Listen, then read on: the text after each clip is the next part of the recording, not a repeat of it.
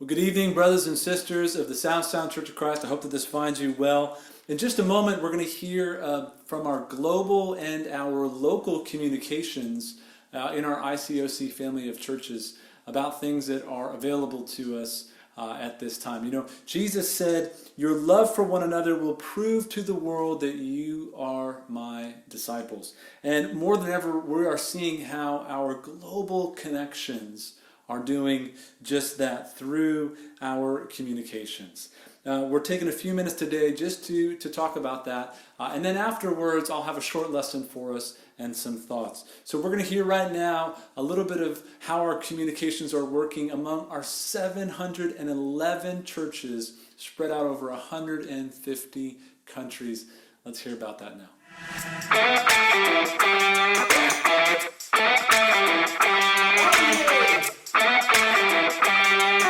Hey family, I'm Zach Fazio with the Kidogo YouTube channel. May 3rd is Global Communications Day for the International Churches of Christ. We want disciples to know where they can go online to find information and resources for our churches.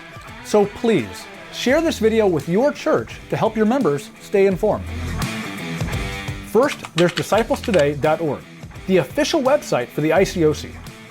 Disciples Today is a portal to find all kinds of resources made for disciples.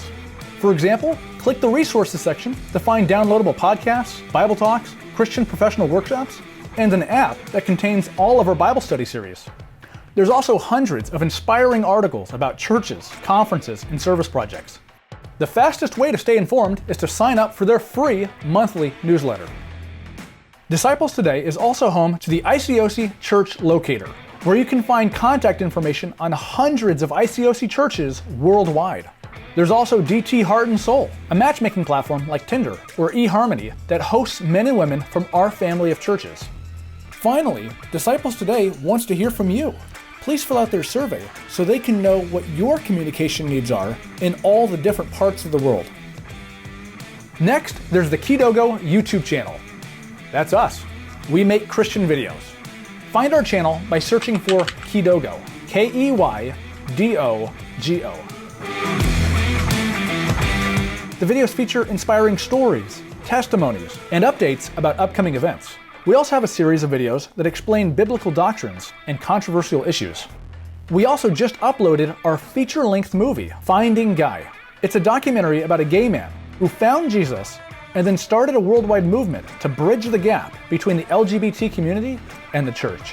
The movie has received standing ovations from people all around the world. You can watch all 3 parts of the movie right here on YouTube. And please click the subscribe button so you can be notified when we make new videos. We're getting closer and closer to reaching 10,000 subscribers. I'm Joey Hungerford, and I serve as the Regional Communications Director for the Northwest, where we have 3 main communication channels. The first is the ICOC Northwest Family of Churches YouTube channel. Please subscribe for good news and videos from our Northwest brothers and sisters. Next, we have the ICOC Northwest Family of Churches Facebook group with over 800 Northwest disciples participating. Feel free to become a member to interact and share with your brothers and sisters there. Lastly, we have the ICOC Communications group. Newly started, this group is for anyone who's interested in the media ministry and would like to collaborate and share resources with our worldwide movement. Thank you for watching. Thank you for taking a moment to let us talk about global communication. We praise God for how He continues to bless our family of churches and keep us unified. God bless.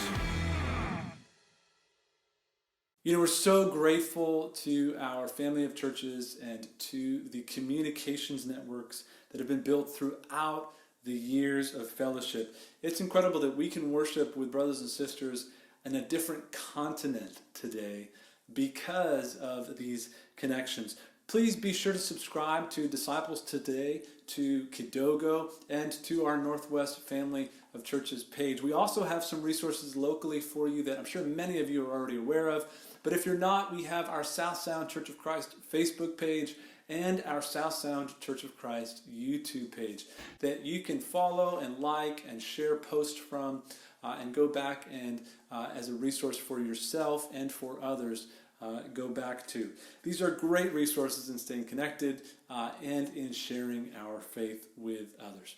Tonight I want to talk to you about staying connected. I know for our family this week, the quarantine fatigue started to really set in, where just the uncertainty of the future, the disruption in our normal kind of social, communal routines, the sense of restrictions and repetitions, it just kind of all started to catch up a little bit. And there were moments where Rachel and I were just, this week we were talking about, man, did we just not sleep good? Or what happened? Are we getting sick? Or what's going on? Because we were just feeling fatigued.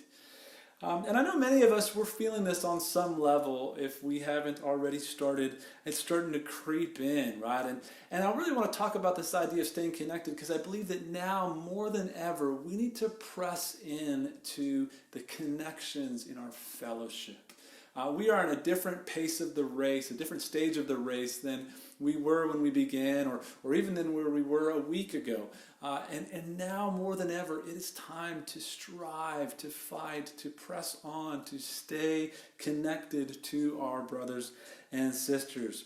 This is really something that's special about being a disciple. Jesus said in Matthew 5 that we are the light of the world, a town built on a hill that cannot be hidden.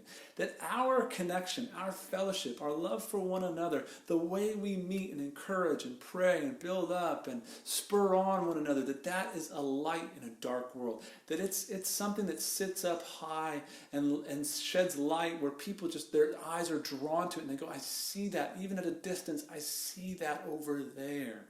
That is something I want. That is light. And this is God's plan for us. And as we strive to stay connected, we are shining this light into a world. What would Jesus have us do? How would he have us be this light? I think he would have us do what he did. In John chapter 1, verse 35, it says this: the next day, John was there again with two of his disciples.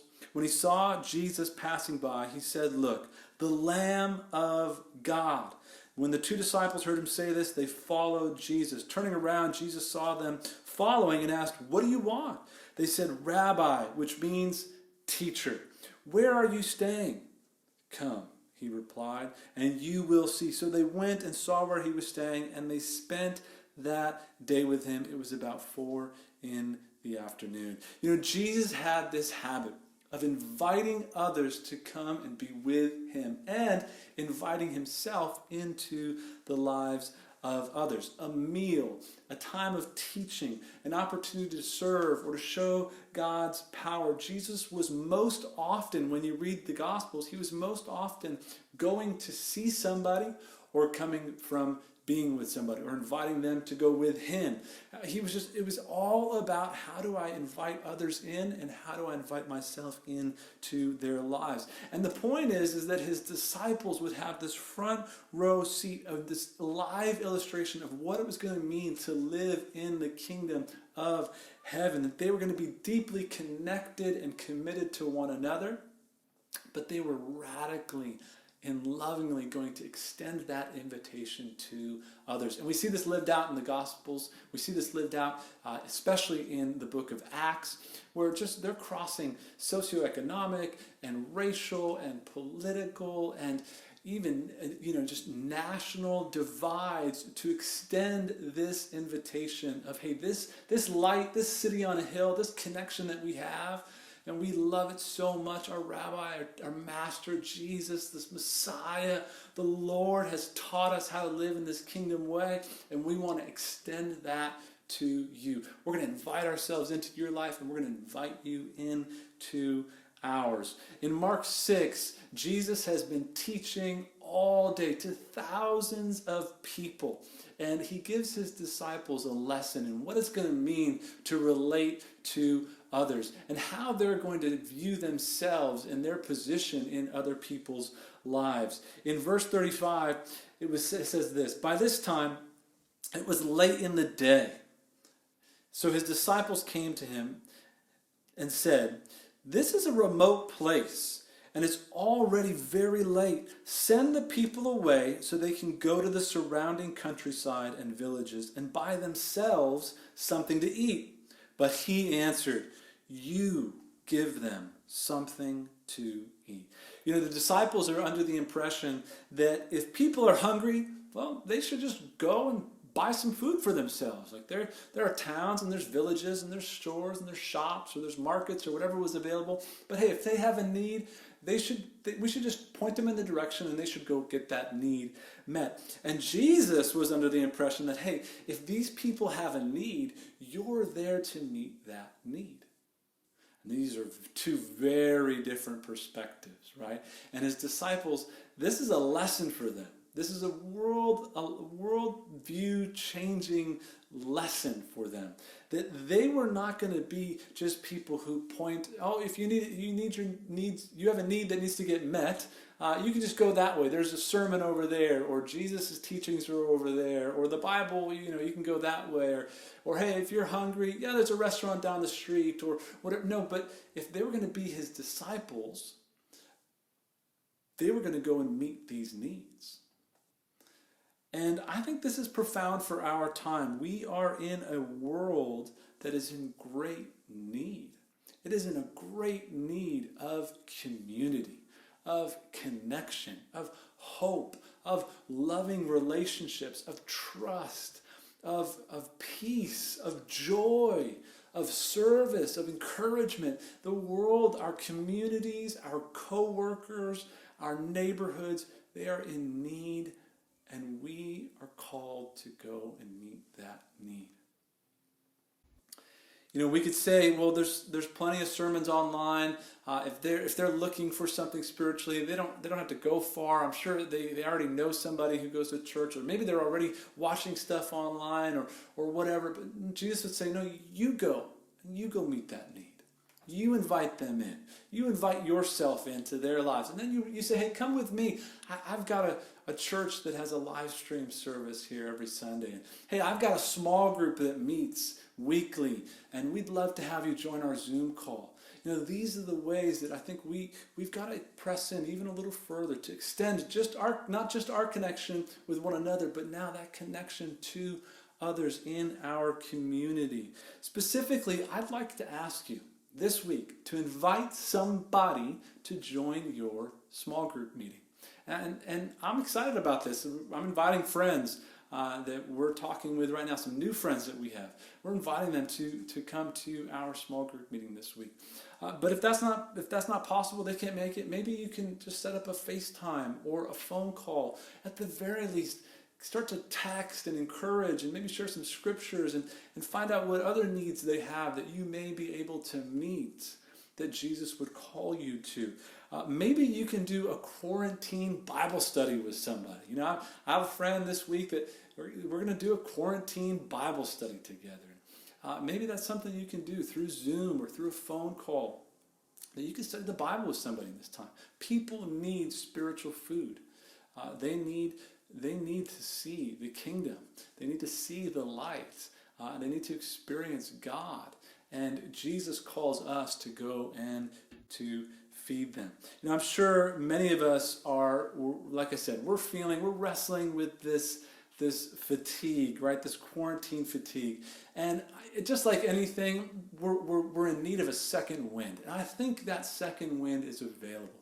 God's Spirit wants to do something in us and through us. And I always believe that His Spirit is about advancing His gospel, His kingdom, His message to the world around us.